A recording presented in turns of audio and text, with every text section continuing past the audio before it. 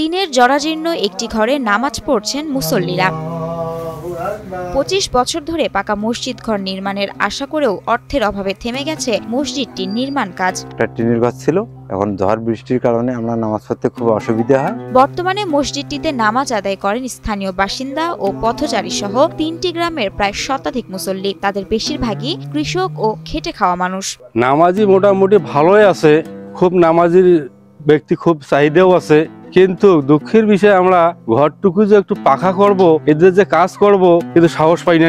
99 সাল থেকে 1999 সালে এই মসজিদের কিছু অংশ কাজ করার পর টাকার সংকটে থেমে যায় এই নির্মাণ কাজ। এতে মানসিকভাবে ভেঙে পড়েছেন কয়েক গ্রামের মুসল্লি। বর্তমানে অতি কষ্টে নামাজ আদায় করছেন মুসল্লিরা। 99 সালে এই মসজিদটি আমরা নির্মাণ করি, 3 সেট ছিল। তা আমাদের খুব সমস্যা হয়, সমস্যার কারণে আমরা তখন 5-6 লক্ষ টাকা আমরা ম্যানেজ করি, আমরা নিচের কাজ করি মসজিদ মসজিদ ফাউন্ডেশন দিয়েছে।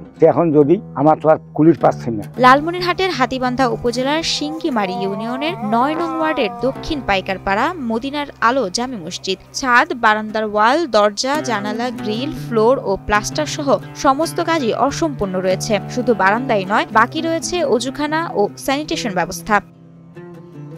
1999 সালে স্থানীয় এলাকাবাসীর সহযোগিতায় মসজিদটি স্থাপনের উদ্যোগ নেওয়া হয়। মাত্র 8% জমিতে তৃতীয় তলার ভিত্তি স্থাপন করা হয়, কিন্তু অর্থ অভাবে আটকে আছে মসজিদের বাকি সব কাজ। বিভিন্ন জায়গা থেকে তুলে মাত্র 6 লাখ টাকা খরচ করে মসজিদের কিছু অংশের কাজ করা হয়। সম্পূর্ণ মসজিদটি নির্মাণ করতে আরো 15 লাখ টাকার প্রয়োজন। পরে এখন এই মসজিদটা সম্পূর্ণ কাজ শেষ করতে গেলে এবং নামাজ পড়তে গেলে আমাদেরকে 15 লক্ষ থেকে 16 লক্ষ টাকা এখনো আমাদেরকে লাগে।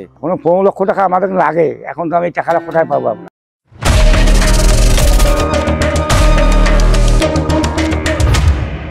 এমন পরিস্থিতিতে স্থানীয় প্রশাসন, এলাকাবাসী, প্রবাসী ও বিত্তবানদের সহযোগিতা কামনা করেছেন মসজিদ কমিটির সভাপতি সহ দায়িত্বশীলরা। দীর্ঘদিন থেকে কাজটা বন্ধ হয়ে আছে, তাই যদি এই কোনো দয়াবান ব্যক্তি বা কোনো ধনী ব্যক্তি আমাদেরকে সহযোগিতা করেন, তাহলে আমরা মসজিদটির কাজ শুরু করতে পারবো।